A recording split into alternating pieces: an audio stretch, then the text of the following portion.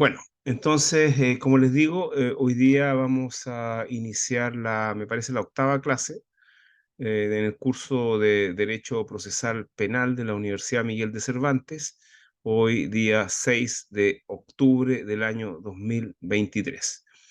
Entonces, como yo le había dicho previamente antes de comenzar a grabar, le había dicho que la clase iba a constar de tres partes hoy día.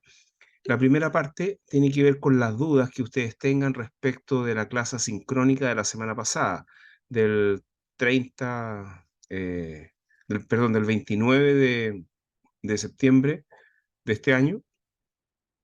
Entonces, esa es la primera parte. La segunda parte, voy a avanzar un poco más en la materia. Y la tercera parte va a ser sobre dudas o algún repaso que quieran que haga para la prueba de la próxima semana. Entonces, comencemos con las dudas respecto de la clase de la semana pasada. ¿Alguien tiene alguna duda respecto a la clase pasada que fue asincrónica?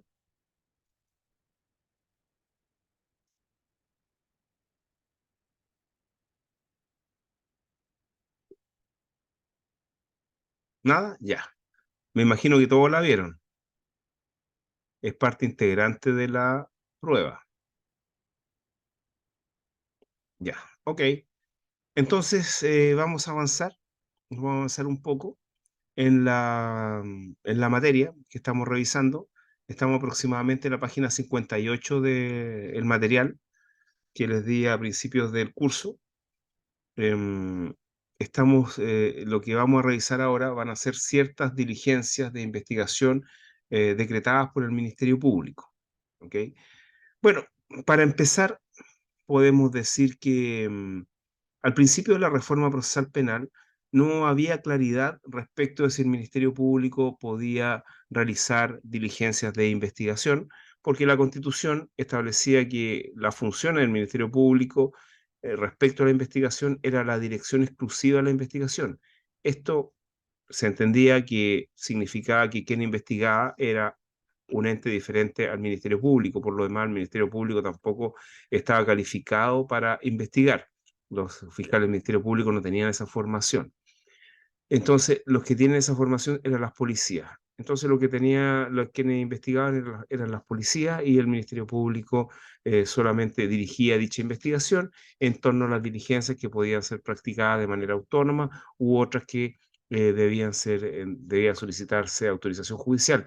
Esto es muy patente respecto a ciertas películas o series que ustedes han visto, en donde principalmente la policía investiga cuando encuentra un indicio o un elemento importante de investigación. Lo que hace es pedirle al fiscal que el fiscal le solicite al juez una orden, por ejemplo, para allanar una morada y iniciar la entrada de registro y recabar el material probatorio, etcétera, o interrogar a una persona, citarla, etcétera. Todas esas cosas así debieran hacerse, es decir, la policía pedir las autorizaciones y el fiscal dirigir la investigación en torno a si esta diligencia eh, debe ser hecha o no debe ser hecha, o cuándo debe ser hecha, etcétera. Bueno, vamos entonces bueno, pero también no es menos cierto que el principio de legalidad que obliga al Ministerio Público, bueno, también le permite realizar ciertas investigaciones, como están por lo demás en el artículo 180 del Código 180 y siguiente del Código Procesal Penal, en donde le da la posibilidad al Ministerio Público que realice ciertas diligencias. Entonces, las diligencias o actuaciones que puede realizar el Ministerio Público serían dos: actuaciones autónomas y también actuaciones sometidas a control jurisdiccional, es decir, autorización por parte del juez de garantía. En cuanto a las diligencias autónomas, ahí están en el artículo 180, que, por ejemplo, es delegar a las policías ciertas diligencias, como es, por ejemplo, la toma de declaración de víctimas, testigos, al imputado si es que se llana a declarar. El 180, inciso primero, también le permite que el Ministerio Público realice alguna diligencia, cualquier diligencia, destinada a esclarecer los hechos constitutivos de delito. Y también al inicio de la investigación, bueno, el Ministerio Público tiene esta facultad, este poder de pedir a los entes públicos, a todos los organismos públicos, información relevante para la aplicación de la ley penal, en este caso, al registro civil, al Servicio de Impuesto Interno, a los conservadores, etcétera. También puede ordenar algunas diligencias autónomas que no impliquen vulneración de garantías constitucionales ni legales, como son ordenar de pericias científicas, el levantamiento de cadáveres, por ejemplo, peritaje, autopsia, lesiones, peritaje de lesiones, etcétera. En cuanto a la toma de exámenes corporales a las víctimas, bueno, si se allanan también es posible que se las puedan tomar, porque recuerden que en el artículo 9 la autorización previa rige no solamente para el imputado, sino para cualquier persona, víctima o tercero.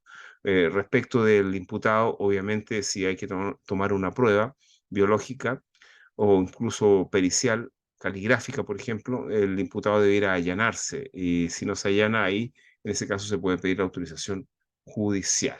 ¿Ah? Em,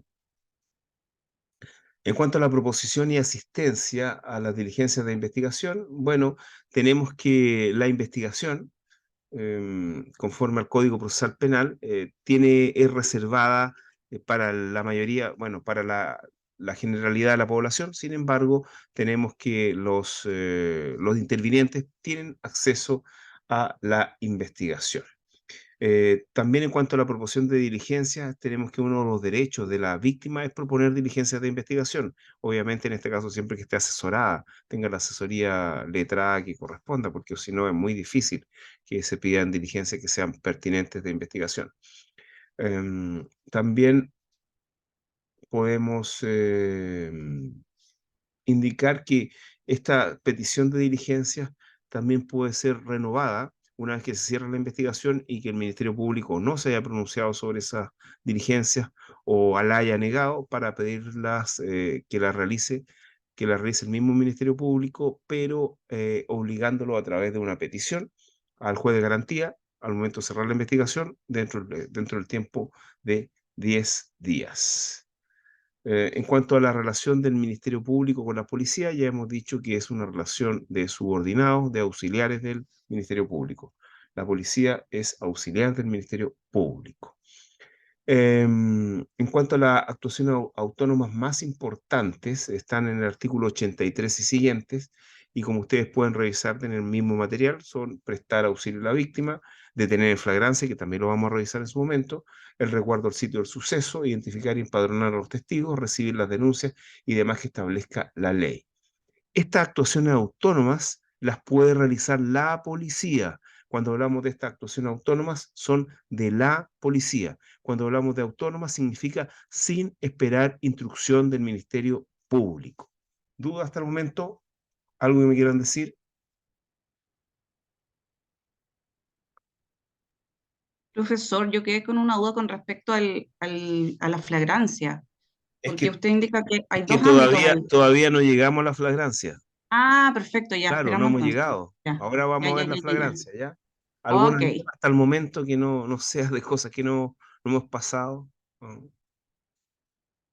¿No? Bueno, vamos a seguir. Lo que vamos a ver ahora son actuaciones autónomas que son sumamente importantes porque muchas de estas actuaciones autónomas de la policía van a dar lugar al, em, van a dar lugar al inicio generalmente de una investigación por la actuación autónoma de la policía. Pasemos a la primera actuación autónoma de la policía, que es el llamado control de identidad que está regulado en el artículo 85 del Código Procesal Penal. Y al respecto, esperemos un poco. Bueno, hicimos el alto porque traje el Código Procesal Penal actualizado a 9 de enero del 2023. Entonces, aquí hay varias cosas que decir respecto al control de identidad. Eso, como le digo, es una actuación autónoma de la policía, es decir, que no tiene que esperar ni autorización del fiscal, ni autorización tampoco de ningún tribunal. El artículo 85 tiene varias características. Una de las características más importantes que ustedes pueden revisar es que al parecer sería el artículo más largo del Código Procesal Penal. Está sumamente regulada esta actuación, este control de identidad en el Código Procesal Penal. También ha sido objeto de varias modificaciones en el 2016. Entonces también es importante señalar esta cuestión. A ver, a ver. A ver, empecemos. una historia de este artículo o de este control de identidad. Antes de la vigencia del Código Procesal Penal, lo que existía en Chile era una detención por sospecha. Esa era la actuación. Frente a la sospecha de la comisión de un delito o que se acababa de cometer, la policía podía detener por sospecha. Actualmente, este, esta actuación de la policía pasó a ser no una detención por sospecha, sino que podríamos decir un control de identidad frente a la sospecha. Actualmente lo que se puede hacer frente a la sospecha de la comisión de un delito es controlar la identidad de un supuesto imputado o de un futuro imputado. Eso es lo que se puede hacer. Ahora, para controlar la identidad, la,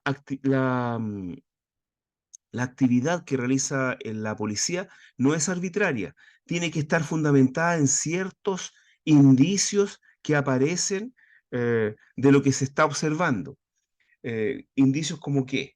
Primero, lo que hay que determinar es que hay fundada sospecha. Cuando hablamos de fundada sospecha, significan que hay elementos que nos hacen inducir que existe, que se va a cometer un delito o que se acaba de cometer, o que incluso esta persona tenga información de la comisión de un delito, como puede ser un testigo.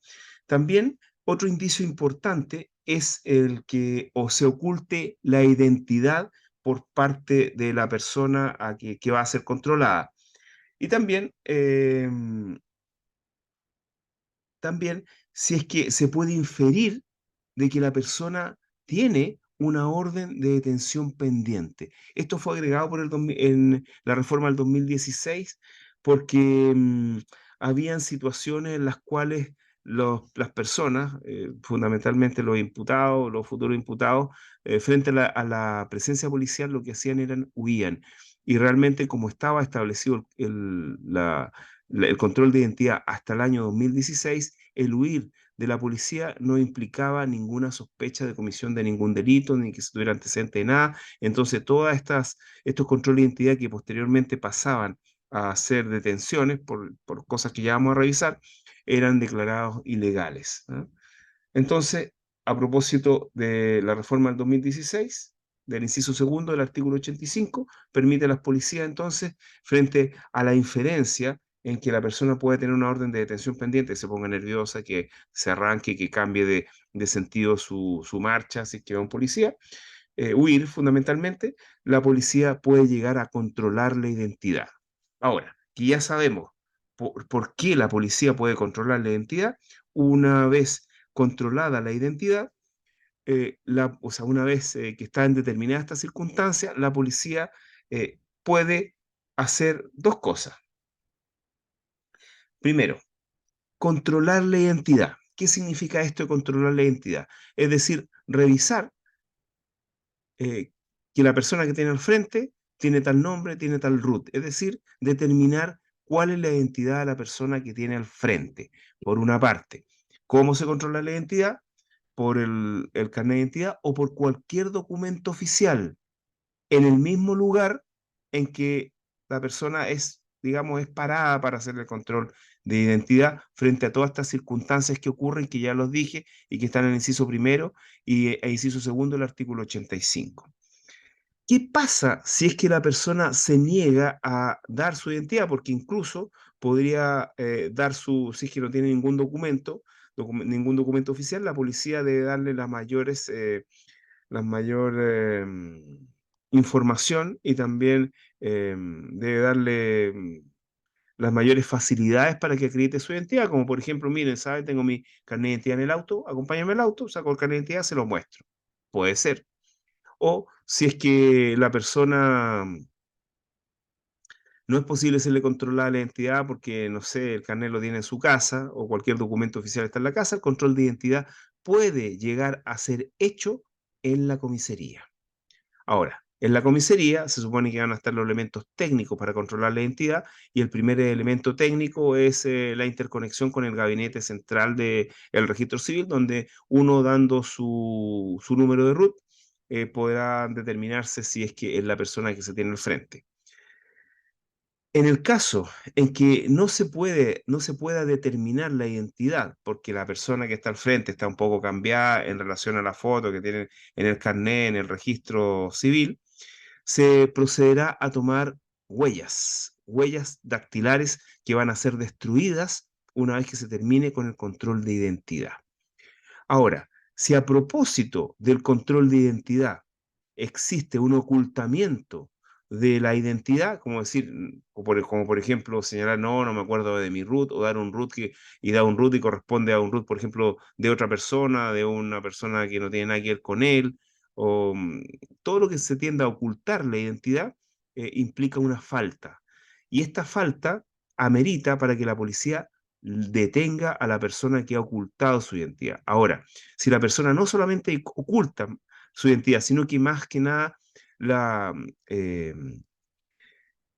enmascara su identidad usurpando un nombre, por ejemplo, es muy común que entre las personas habituadas a ser controladas, personas que se dedican al delito de manera profesional, den números de carnet de identidad que correspondan a gente conocida de él, que sea más o menos parecido a ellos o que tenga la misma edad, generalmente familiares, etcétera. En ese caso, la policía también, comprobando esta situación, los puede detener por un delito que es la usurpación de nombre. Entonces también podría procederse a la detención. Ahora, el periodo en el cual la policía puede controlar la identidad son 8 horas. 8 horas desde que la persona es sometida a este control de identidad en la calle, donde sea. Si después de 8 horas no es posible entonces determinar la identidad porque hay una ocultación evidente o una usurpación de nombre, va a ser la persona detenida. ¿Alguna duda hasta el momento? Profesor, Ujú, yo tengo un par de situaciones anexas, no sé si califican como duda. ujú. La primera, leo en sus apuntes y en el texto que solo carabineros y investigaciones pueden hacer control de identidad. Justamente, solo la policía. Le, le cuento que nosotros normalmente cuando caminamos de la universidad hacia el metro, vemos ¿Ya? controles de identidad regularmente a través de funcionarios, inspectores municipales, a las Ah, personas que están ahí, cuánto se llama, y evidentemente no están habilitados y autorizados para ello. Y es una práctica muy común. Se la ¿en comento, serio? en serio, a partir de varios que vamos caminando hacia el metro y lo vemos regularmente. Mire, Sí. Lo segundo, me acordaba de una situación en la cual una persona se hizo un control de identidad y se ¿ya? les encontró armas en el auto Ah, o algún sí. tipo de cuestiones prohibidas, digamos. No sé si eran exactamente armas. Y la detención fue declarada nula. ¿Esto fue Ilegal, antes de la reforma? ilegal. Ilegal. ¿Fue antes de esta reforma Fue o hubo otra después, circunstancia? fue ¿Y qué después. pasó ahí? Bueno, ahí pasaron varias cosas. Se lo pregunto porque evidentemente la policía, además del control de identidad, está autorizado al cateo del vehículo. ¿Qué Sí, pasó? sí, pasaron varias cosas. Al final, esto fue declarado la prueba ilícita y fueron sobreseídas estas personas. Una historia de esto está en un artículo que escribí, que está, se los voy a mostrar, y donde yo menciono este caso, un artículo sobre prueba ilícita, que no sé si se los mandé al Classroom. ¿Se los mandé o no? Me parece que no, porque todavía no vemos la prueba ilícita. Pero les voy a No, mostrar, ¿no? Ya, se los voy a mostrar ahí en ese artículo. A ver, vamos a verlo al tiro, de inmediato. Ahí aparece toda la historia de lo que pasó con estas armas en San Antonio. ¿No es? Ah, no, por acá es mejor. Ah, lo pueden para que lo descarguen, ya, mejor. Lo pueden descargar directamente entonces. Ya, a ver. Ya, ven.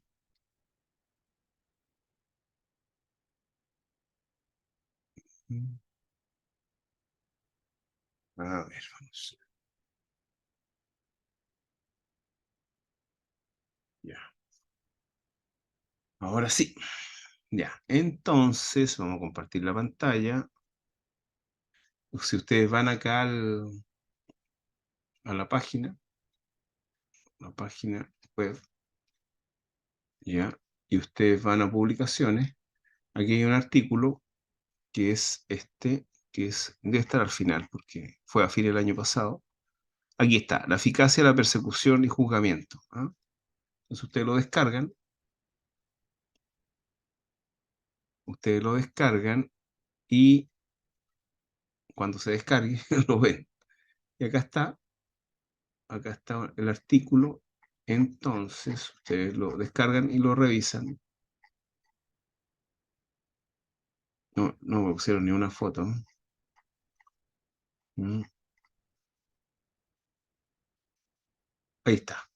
La afectación en la eficacia de la persecución y juzgamiento penal por la existencia de la prueba ilícita. ¿Ok? Entonces ustedes lo descargan y ustedes pueden ver, bueno, ahí está todo. Y al final se menciona este caso. Creo que está por acá. Acá está, ¿ven? Miren, ver fallo del Tribunal Oral en lo Penal de San Antonio, RIT número 72/2019. A ver, ¿dónde está la referencia? La 48. La 48 que está, 47 está más abajo, acá está. Ahí está. La evolución en Chile también ha tenido un cariz semejante, pero aminorada con la recepción de limitaciones a la exclusión de la prueba ilícita. Sin embargo, hoy la posición adoptada por nuestros tribunales de abrir otro frente respecto a la inadmisión de prueba ilícita, es decir, la posibilidad de no valorar la prueba, que a pesar de ser considerada ilícita por el juzgado de garantía en la audiencia respectiva, no será valorada por el Tribunal Oral en lo Penal. Y ahí es el caso de San Antonio. Incluso creo que esto está mencionado al principio también. Bueno, eso lo van a leer, entonces los voy a mandar para que lo lean y que tiene que ver a ver, creo que está acá. A ver, nacimiento de la prueba ilícita. Claro, ya. Y. Ok. Bueno, eso es para que lo lean, ¿ya? Ya, léanlo. Y les puedo decir que les voy a hablar de ese caso cuando terminemos de revisar terminemos de revisar el control de, de identidad, ¿ya? Vamos a ver ese caso. Entonces, bueno, ¿qué actuaciones puede hacer solamente la policía a propósito del control de identidad del artículo 85? Porque vamos a ver que hay otro control de identidad de una ley especial. Entonces, a propósito del control de identidad del artículo 85 del Código Procesal Penal, la policía puede revisar vestimentas, puede registrar vehículos y equipaje, ¿ok? Y a propósito de este registro, se podría configurar delitos en flagrancia o en situación de flagrancia. Por eso se puede detener a las personas. A propósito del control de identidad, si es que descubren algún delito en flagrancia, podría ser la persona detenida inmediatamente. Ahora bien, en estos casos, bueno, antes de la reforma del año 2016, por ejemplo, a mí me tocó ver una audiencia bien interesante, una audiencia preparatoria, en donde describieron cómo habían sido los hechos. Se presentó un incidente de prueba ilícita y resulta que era una persona que había sido controlada en la calle por la policía. La razón del control de identidad por parte de la policía era que la persona se puso nerviosa al momento de ver al policía y como que se fue para otro lado, cambió de sentido su marcha y eso le bastó al policía para hacerle el control de identidad y registrar las vestimentas. Del registro de vestimentas se determinó que la persona andaba trayendo un arma de fuego con el número de serie borrado y cargada. Eso motivó a la policía inmediatamente a detenerlo y a pasarlo a control de detención, etcétera. Y en esa audiencia, el defensor penal público solicitó la exclusión de, del arma, de las municiones y del peritaje que le hicieron al arma. Al hacer eso, bueno, se dio traslado obviamente al fiscal. El fiscal trató de decir algunas cosas, pero la ley como no estaba adaptada para esto, la jueza de garantía que vi, excluyó esa prueba. Al excluir esa prueba, que era la prueba esencial de imputación, el Ministerio Público tiene una facultad, que es la facultad de solicitar sobreseimiento definitivo, porque no puede seguir adelante con el juicio, con un juicio oral, sin esa prueba esencial. Y eso fue lo que pasó en esa audiencia. Se reclamó de la prueba ilícita, se concedió la prueba ilícita y después el mismo Ministerio Público solicitó el sobreseimiento definitivo y se decretó el sobreseimiento definitivo. ¿Qué pasó en San Antonio? En San Antonio yo estudié todo esto para el artículo que ustedes van a leer. En San Antonio hubo dos juicios orales y hubo una apelación respecto de la prueba ilícita a la Corte de Valparaíso. Resulta que fue un control vehicular. El control que le hacen a ustedes vehicular para controlar los documentos del vehículo. Se le controló y la policía seguramente vio nerviosa a las personas y al controlar la documentación se revisó el vehículo. La policía no tenía atribuciones para revisar el vehículo a propósito de un control vehicular y por lo tanto y se encontraron muchas armas y esas armas fueron prueba ilícita. Así que me parece que en el primer juicio se apeló de esto, de la prueba ilícita, y la corte dijo que no era ilícita. Se siguió adelante con el juicio, pero me parece que una absolución después y posteriormente se volvió a hacer el juicio, pero al final lo que pasó es que eh, la, mm, la ilicitud de la prueba no fue determinada por ningún tribunal, no era prueba ilícita. Sin embargo, el tribunal oral en lo penal, me parece que de Valparaíso, no estoy muy seguro, o fue de San Antonio, no estoy muy seguro, parece que fue San Antonio. em, si bien no declaró, no excluyó la prueba como prueba ilícita, sí ejerció una función o una atribución que tiene el tribunal oral, los tribunales orales a propósito de la valoración de la prueba, es que dice que no se puede valorar la prueba ilícita. Entonces, no la excluyó, pero no la valoró. O sea, era prueba, pero no la valoró. Y con eso, obviamente, hubo absolución. Eso en resumidas cuentas fue como la historia del caso de las armas. ¿Ah? Bueno, entonces la policía, las actuaciones que puede hacer a propósito del control de identidad del artículo 85 es revisar vestimentas, revisar equipaje, revisar vehículos y también controlar si es que la persona controlada tiene alguna orden de detención pendiente. Eso es lo que se puede hacer a propósito del control de identidad. ¿Mm? ¿Alguna duda, alguna consulta? Profesor, tengo una pregunta. Hay una situación que de repente se relata, que es la carga de prueba. ¿Aquí? La carga, me cargaron algo. Ah, Es decir, ya. ¿cómo se plantea un tribunal frente a esa situación en que el imputado señala que, que ese elemento no era de él, sino que le fue puesto por la policía? Ahora, uno supone que la policía parte de buena fe, así estaba leyendo su artículo, Sí. pero ¿y si no es así? Bueno, le voy a contar algunas cosas. Disculpe que me refiera tanto al trabajo que hice, pero está respondido en el trabajo, en el artículo. Lo que pasa es que la prueba ilícita no es un concepto de utilización absoluto por los tribunales, por los jueces, por el juzgado. ¿Qué significa eso? Significa que existen ciertas doctrinas que atemperan el uso de la prueba ilícita. Entre algunas doctrinas que algunas no están recogidas todavía en Chile, pero la gran mayoría sí está recogida en Chile, parten del siguiente supuesto. Parten del supuesto de que la existencia, del origen de la prueba ilícita. El origen de la prueba ilícita proviene de Estados Unidos, de fines del siglo XIX, principio, incluso algunos lo señalan más antiguo todavía, de fines del siglo XIX, principio del siglo XX. La doctrina se asentó realmente podríamos decir, en el primer cuarto del siglo XX. Entonces, ¿de dónde proviene la prueba ilícita o cuál es el fundamento de la prueba ilícita? El fundamento de la prueba ilícita, algunos lo han señalado así, algunos, es el siguiente, la prueba ilícita nació para impedir los abusos de la policía. Por eso nació la prueba ilícita, para impedir que la policía introduzca prueba, eh, indicios,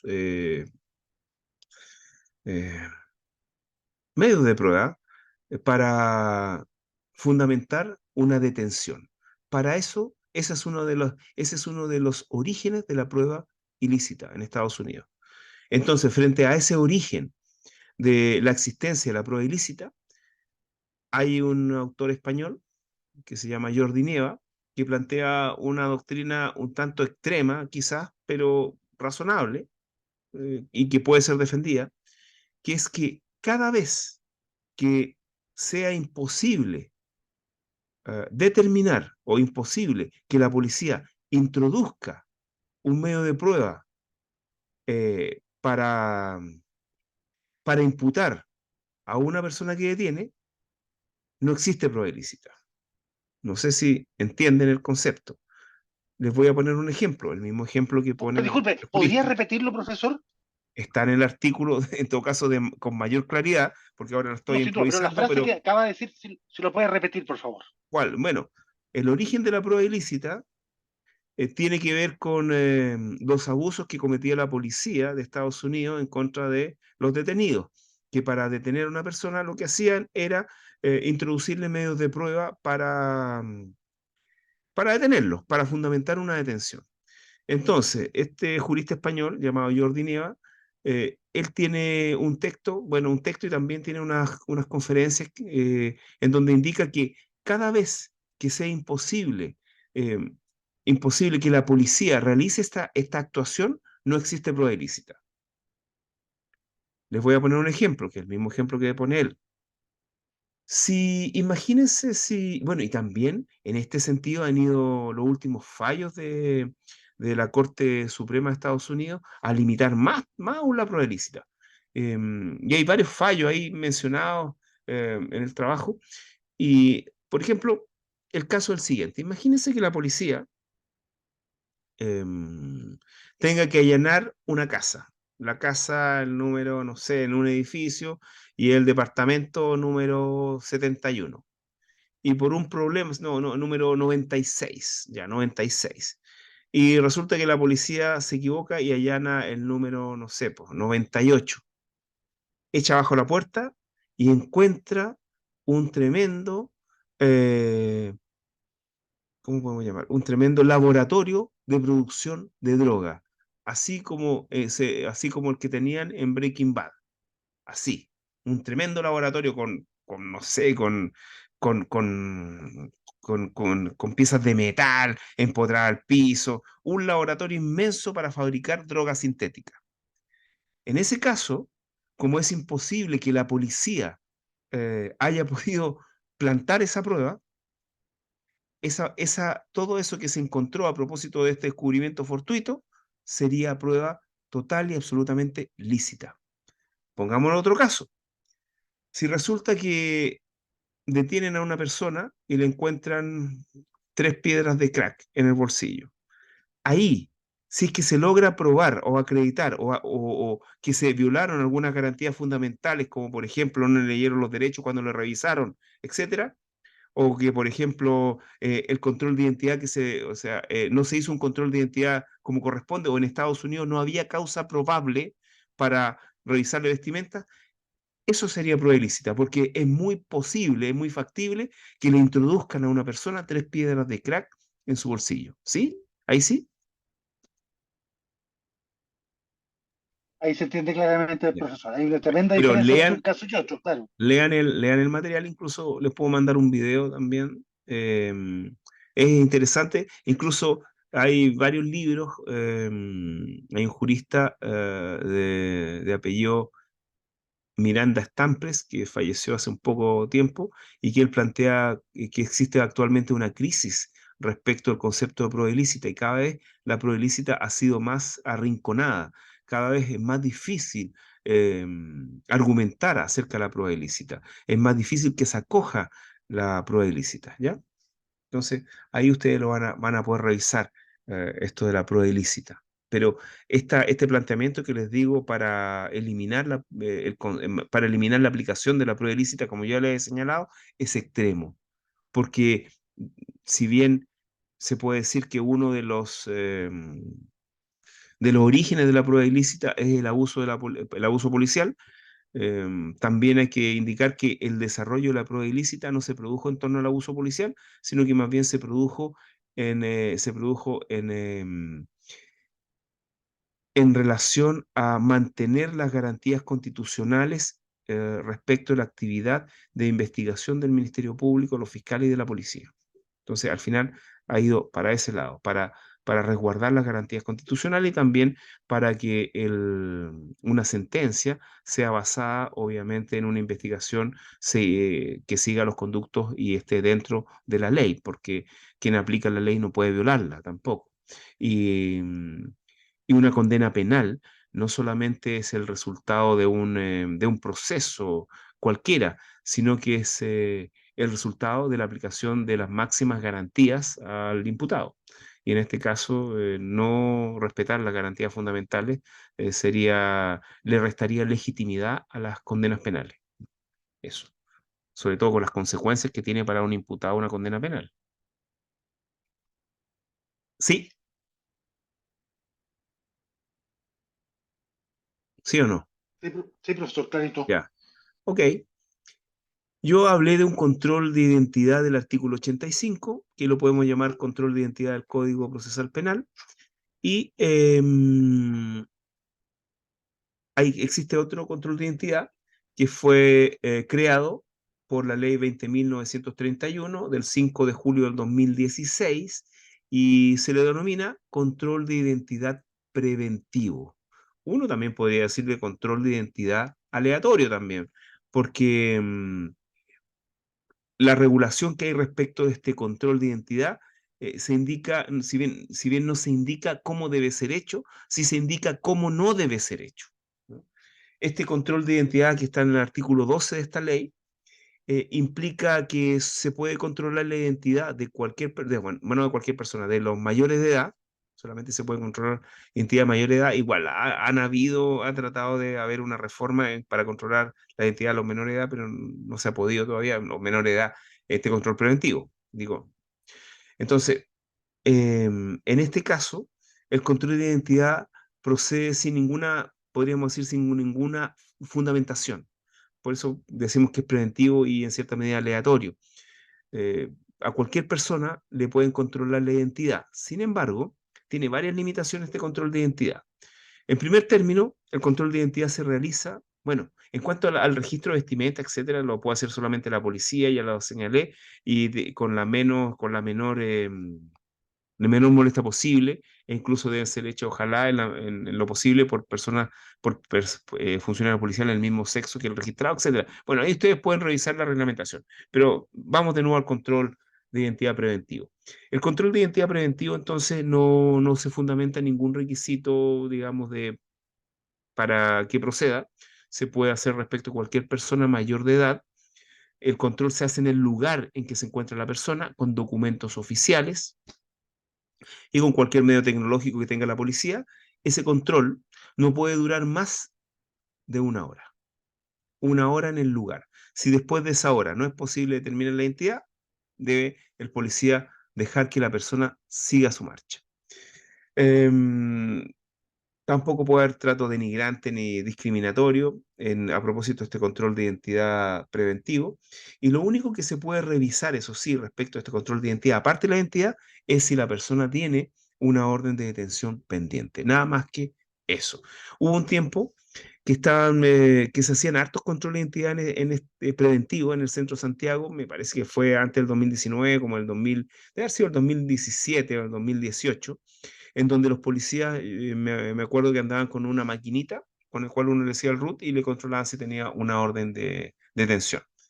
Esta es la fórmula, tanto este control de identidad preventivo es la fórmula que se utiliza en las llamadas redadas, cuando cuando la policía va a buscar delincuentes, hace este control de identidad preventivo para determinar si la persona tiene órdenes o no tiene órdenes de detención.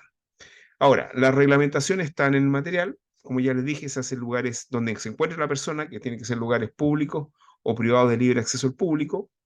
Lo realiza solamente funcionario policial. Se hace en el lugar que ya les dije donde se encuentra la persona, solo a mayor de edad. El plazo máximo es de 1 hora. Si en esa hora no se logra determinar la identidad, tiene que dejarlo libre. Y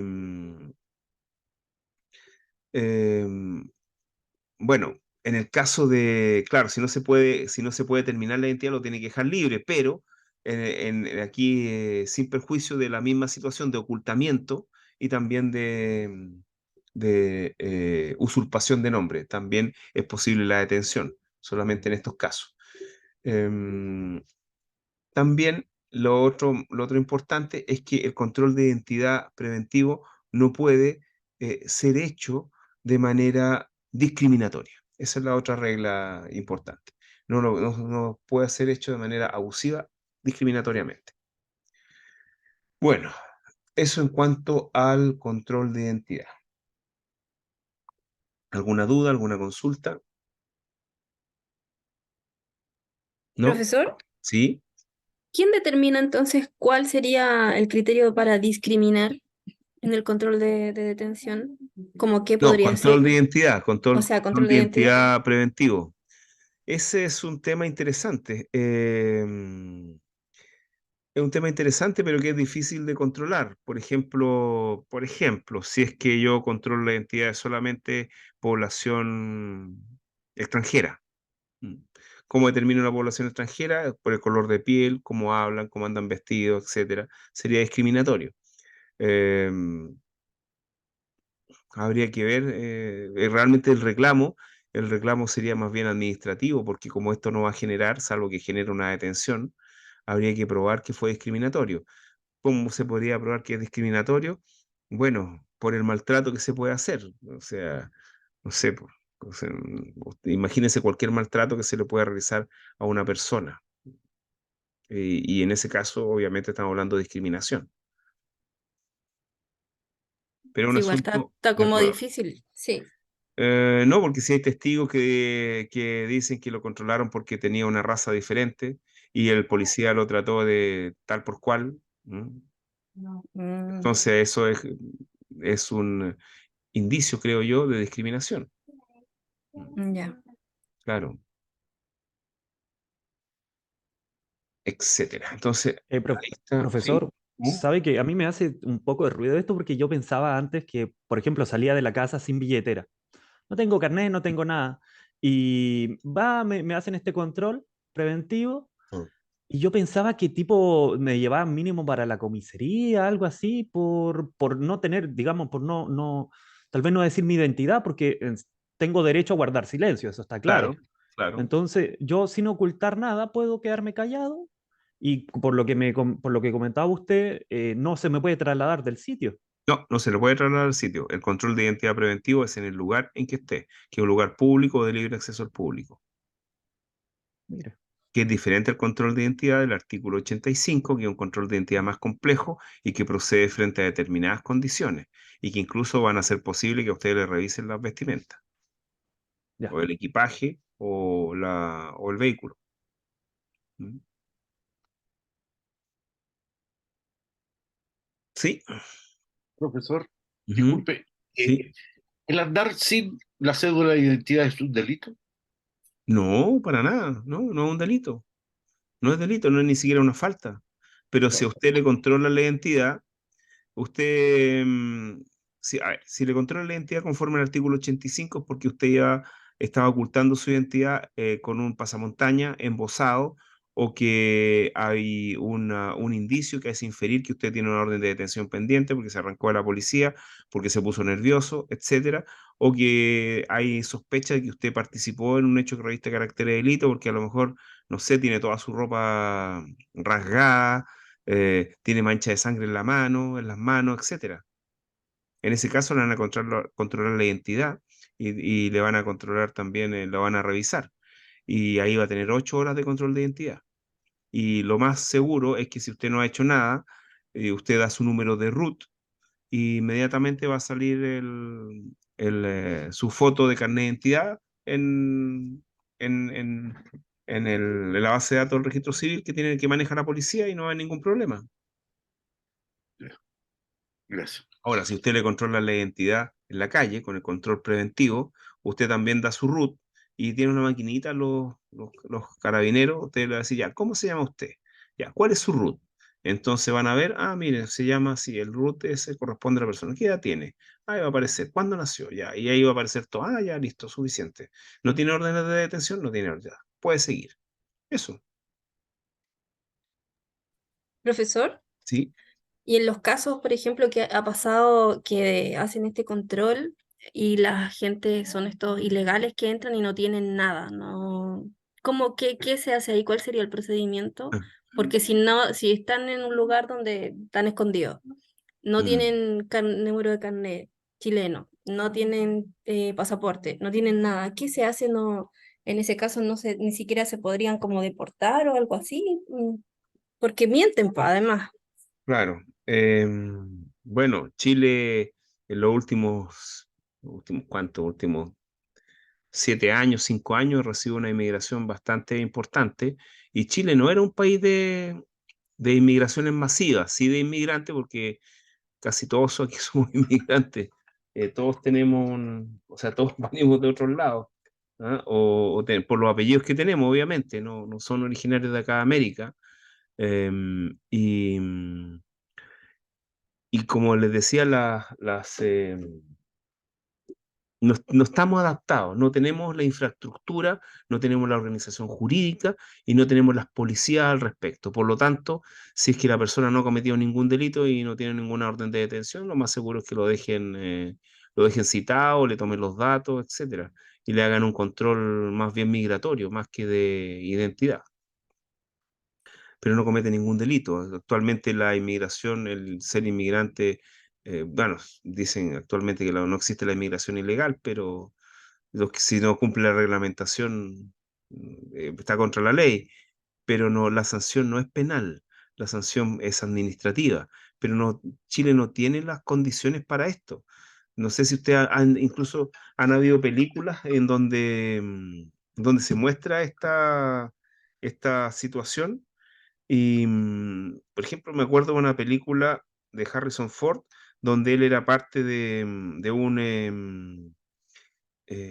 ¿cómo podemos llamar? De una policía migratoria, porque allá hay policía migratoria, y en donde hacían redadas y los detenían a la gente que no tenía sus documentos, o sea, no era inmigrante legal, y los dejaba en unas cárceles especiales. Porque, por ejemplo, aquí en Chile se da el problema de que si detienen a una persona que no está regularizada, eh,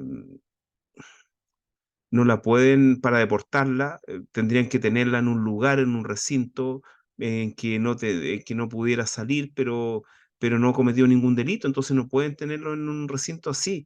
De hecho, tengo entendido que se presentaron recursos de amparo frente a esta situación, y bueno, y le daban lugar a los recursos de amparo, pero obviamente individualizando a la persona. De hecho, creo que ahora en el norte de Chile están frente a las personas que entran, las están empadronando, es decir, le sacan fotos, la identifican, etcétera. Eso es lo que pasa, pero no tenemos la infraestructura, no tenemos ni la policía migratoria y no tenemos tampoco los lugares donde puedan ser, no sé si retenida estas personas mientras opera el- la salida, la deportación de estas personas. Entonces ese es el Claro, problema después de un que se rato los produce. tienen que dejar que se vayan nomás. Tiene que dejarlo, pues, si no han cometido ningún delito. Ya, gracias, profesor. Situación diferente es cuando sí han cometido un delito, porque si han cometido un delito, en ese caso el hecho de no estar documentado implica un grave peligro de fuga, sobre todo si han entrado de manera irregular al país, porque así como entran irregularmente, también salen irregularmente.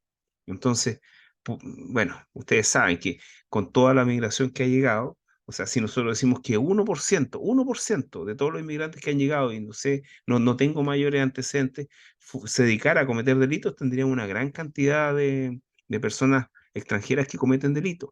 Y incluso puede haber un delito que sea, o sea, hay tantas cosas que trae la migración y que nosotros no estamos preparados, como por ejemplo, imagínense el sicariato.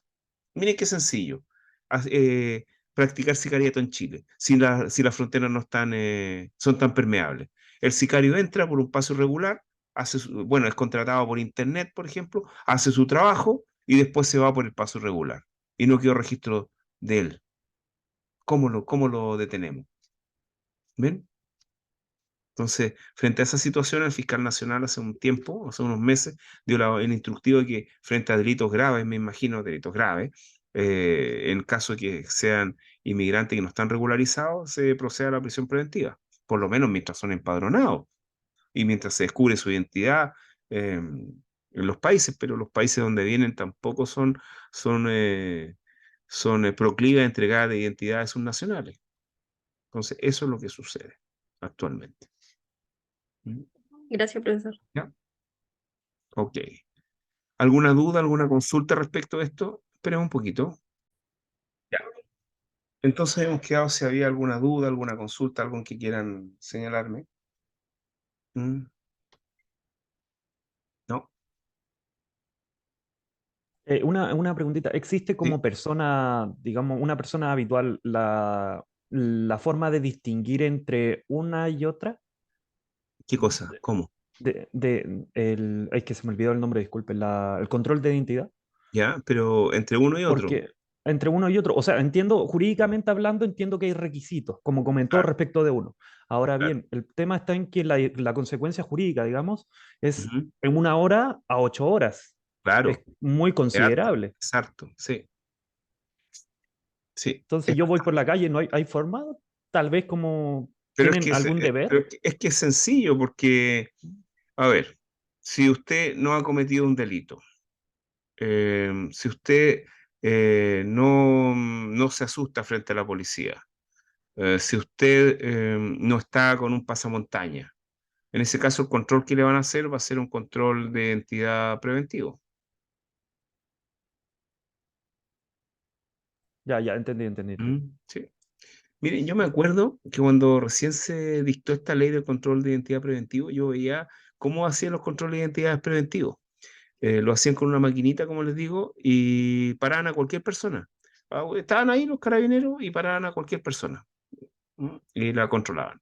Y la controlaban y listo, después, y seguían controlando. En cambio, frente a un control de identidad del artículo 85, que es una situación más grave. Y controlar a las personas, fue en la calle Estado, no, en la calle Moneda, entre Estado y el Paseo Humada. Ahí vi cómo controlaban, ahí con Matías Cousiño. Y se nota que era preventivo porque las personas no estaban haciendo nada. Y fue un día sábado, me parece. Un día que no había mucha gente tampoco, pero igual transitaba alguna cantidad de gente.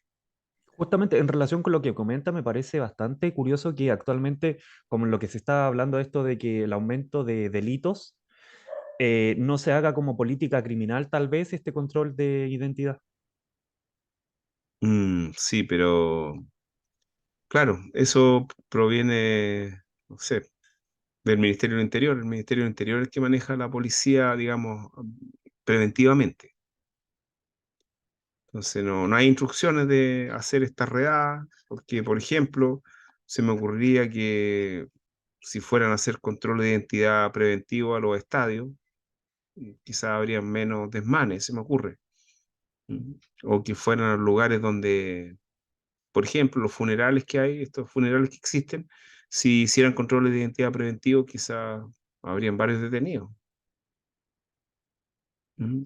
O no sé, si todos sabemos dónde está el mapa del crimen, pues SAFE tiene una aplicación donde aparecen, donde se cometen más delitos, etcétera, y la policía debe saberlo, pero pareciera que falta voluntad porque yo no he visto, por ejemplo, la Plaza de Armas. La Plaza de Armas es un lugar como que da para hacer controles de identidad preventivo, pero no he visto que hagan control de identidad preventivo.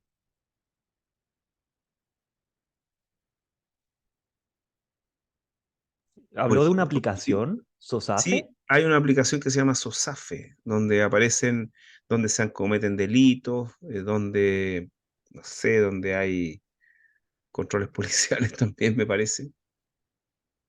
Mire, no, no Mm. tenía ni idea. Es que aparte como con las siglas pareciera que fuera como algo del Ministerio Público, algo así, ¿no? Una aplicación particular que se nutre de las personas que ingresan los datos, ingresan datos ahí. Ya,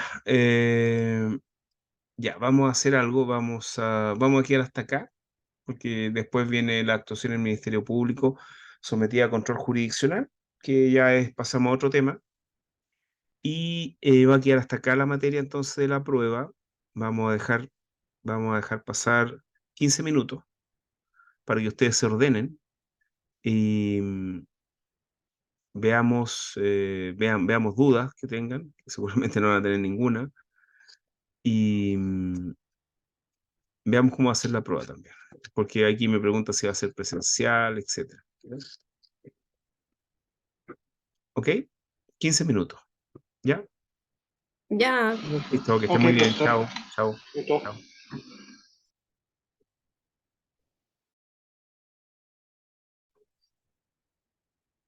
Bueno, continuamos entonces en esta tercera parte de la clase que tiene que ver con la prueba. A ver, instrucciones de la prueba. ¿Alguien me quiere hacer una consulta antes? ¿Ah?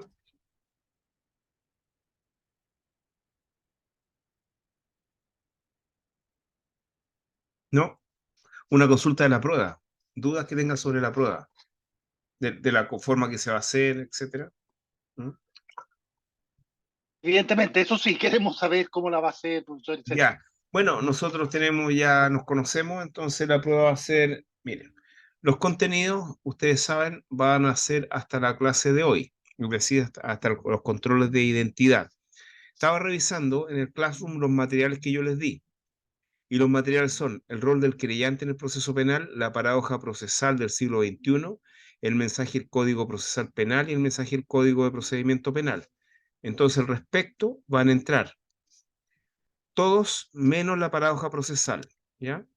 Es decir, van a entrar como documentos con, el rol del querellante en el proceso penal, el mensaje del Código de Procedimiento Penal y el mensaje del Código Procesal Penal. Esos tres textos van a entrar, ¿ya?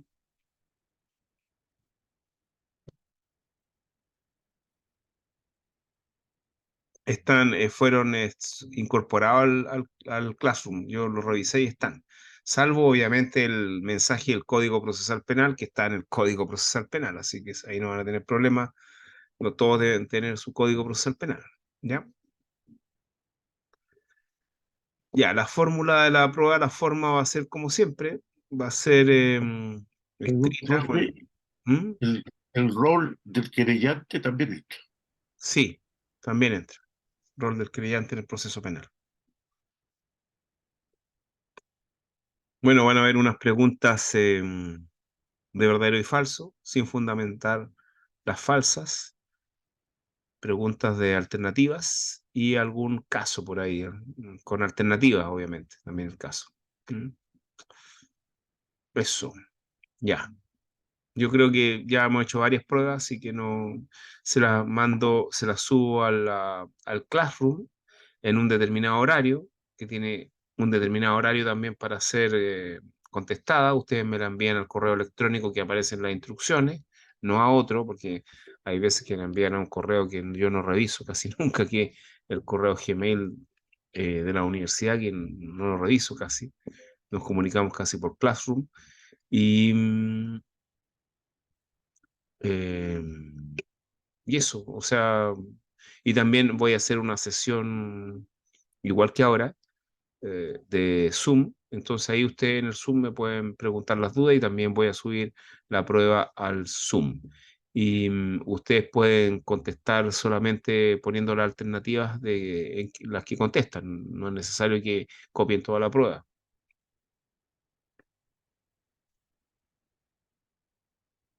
¿Ya? O sea, como lo hemos hecho siempre.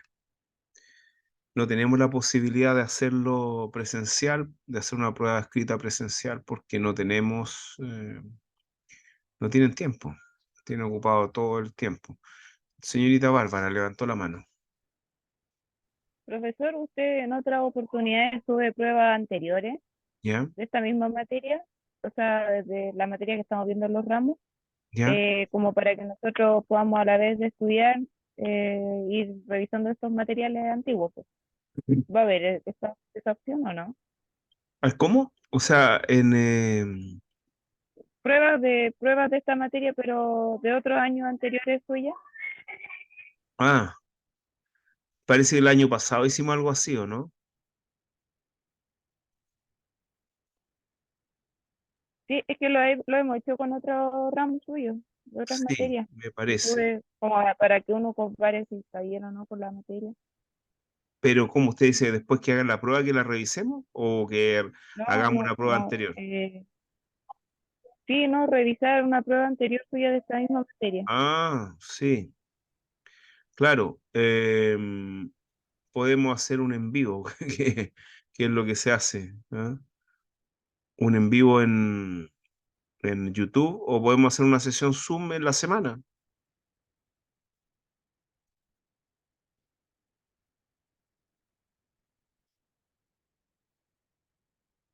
Una sesión Zoom en la semana, eso creo que se podría hacer. ¿Ah? Ahí está un poquito más complicado para nosotros, profesor, ¿Ve? por lo que le contábamos, Mm, que no disponemos de muchos días, o claro. sea, perdón, ningún día. Mm, sí, es el problema. Em, Déjeme revisar porque me acuerdo, quizá el año pasado hicimos algo así, porque el año pasado también hice este ramo. Tendría que revisar si hay algún video al respecto. ¿Sabe lo que podría? Yo creo que sí, yo creo que se revisó. Por ejemplo, debe haber un video donde revisamos la prueba y ahí podrían verlo. Dejen ver si encuentro algo y les mando, ¿ya? Y si no me escriben y podemos revisar durante la semana, revisar algo en un horario, no sé, por ejemplo, la hora de almuerzo, media hora, no sé.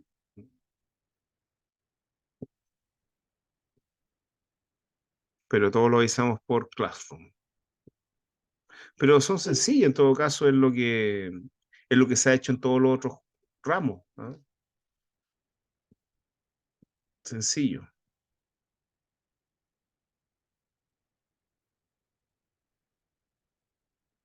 ¿Y alguna otra duda respecto a la prueba?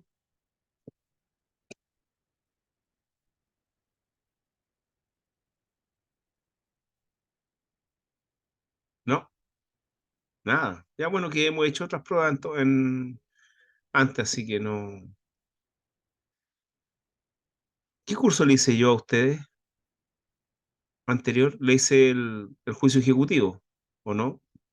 Hemos tenido ya como 3 o 4 cursos con Sí, usted. hemos tenido hartos, sí, hemos Sí, tenido hartos cursos. sí. Entonces, bueno, hay de haber gente nueva que no, no ha, que nunca le he hecho una prueba. Pero bueno, voy a buscar un video a ver si lo encuentro y lo subo al Classroom.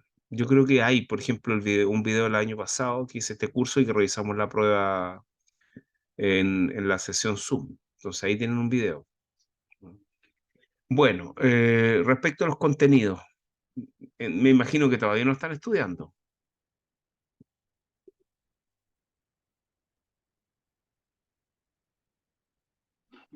Yo por lo menos leyendo, profesor, todavía no me Ya. atrevo a decir que estoy estudiando, no, Claro, una porque lectura. generalmente cuando los alumnos no empiezan, no están estudiando, no surgen dudas, pues, realmente. No van a surgir dudas si no estudian. El ideal es que estudien clase a clase, y no sé, 15 minutos antes de empezar el curso, tengan leído ya lo que vamos a pasar, o lo lean, o lo vean los videos antes no sé, por el día anterior o la semana, etcétera. Ese es el ideal. Ya, nadie más tiene ninguna duda, nada.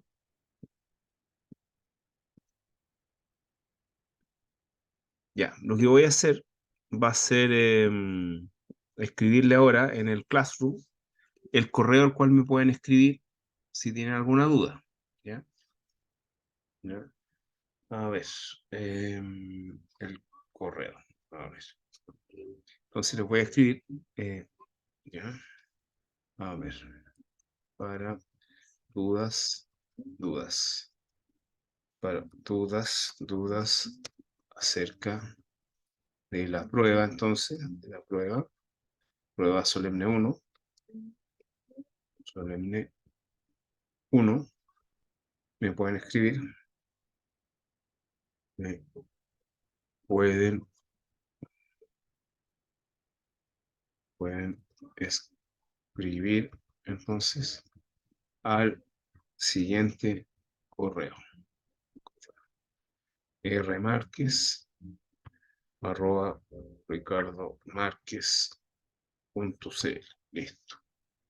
Ahí está. Y voy a poner también los contenidos. A ver, entonces, en cuanto a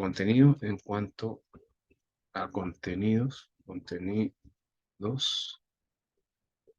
ellos serán: uno, la materia pasada hasta la clase del 06 de octubre, entonces, de 2023. ¿Listo? Ahí lo pueden revisar. Ya. Y los materiales cuidados, que serían: A, el rol del querellante en el proceso penal, penal, penal. B, el mensaje del Código de Procedimiento Penal, y el mensaje del Código Procesal Penal. Penal. Listo. Ahí estaríamos. Ya, entonces, ya, listo. Está publicado en el Classroom todo esto que hemos dicho, y por lo demás está también grabado acá, así que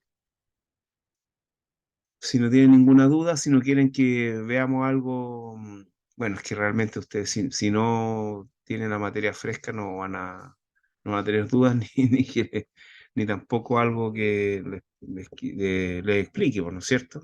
¿Mm? Bueno, les anticipo que me interesa harto que lean los mensajes del Código Procesal Penal y del Código Procedimiento Penal y que vean las divergencias. Por lo demás, creo que hubo una clase en la cual conversamos del mensaje, ¿no? Entonces, que vean la diferencia que hay entre ambos mensajes. Por ejemplo, ustedes saben que el mensaje del Código de Procedimiento Penal es un mensaje bastante idealista, ¿eh? Con eh, con bastantes buenas intenciones, que en definitiva nunca se cumplieron. En cambio, el mensaje del Código Procesal Penal es un mensaje más aterrizado y, por lo demás, un mensaje en que denuncia la mayoría de o sea, los grandes defectos del sistema penal antiguo. El rol del querellante, ustedes saben, tiene como conclusión de que, en definitiva, mientras no exista una defensoría penal de víctimas, aunque sea delitos violentos, es poco lo que puede hacer la víctima si no se querella, ¿no es cierto? Bueno, eso sería entonces. ¿Alguna duda, algo que me quieran decir antes de que me despida?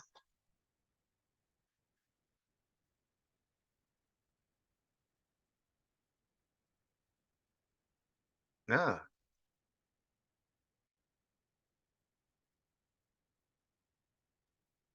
¿Están ahí o Profesor, no? no, por acá, sí, estamos por acá. Ya, ya. Ha sido bien interesante la clase, particularmente el tema de la detención, creo que ha sido muy ilustrativo.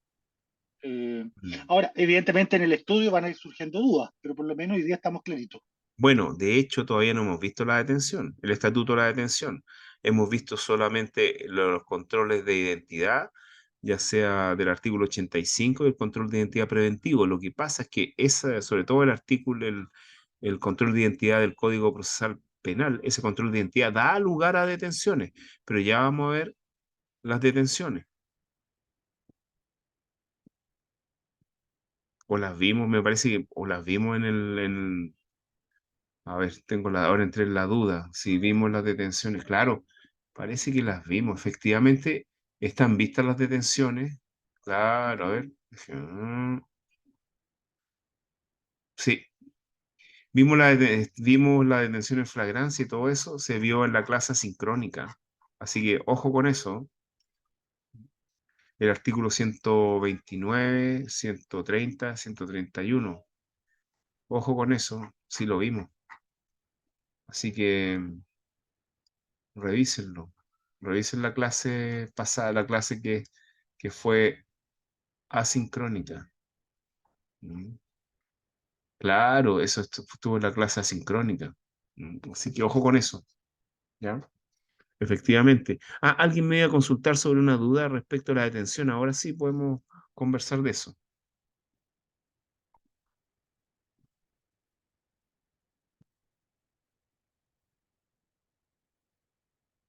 ¿No?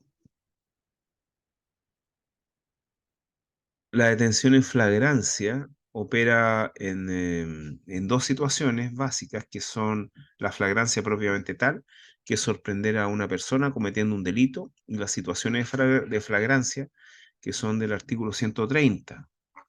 Las situaciones de flagrancia son situaciones en las cuales ya se cometió el delito e inmediatamente después de la comisión del delito es posible que la policía detenga sin orden judicial al imputado cuando se cumplen con una serie de condiciones, por ejemplo, de que sea sindicada por la víctima o testigos como el participante en los hechos que reviste carácter de delito, y basta esta sindicación para esta señalización para que pueda ser detenido en flagrancia, en situaciones de flagrancia. También en los casos en que en el momento inmediatamente después de la comisión del delito, la persona sea sorprendida con rastros de que den cuenta de que ha participado en el delito, por ejemplo, manchada con sangre, o también que sea sorprendida con efectos del delito, como por ejemplo el celular robado, etcétera.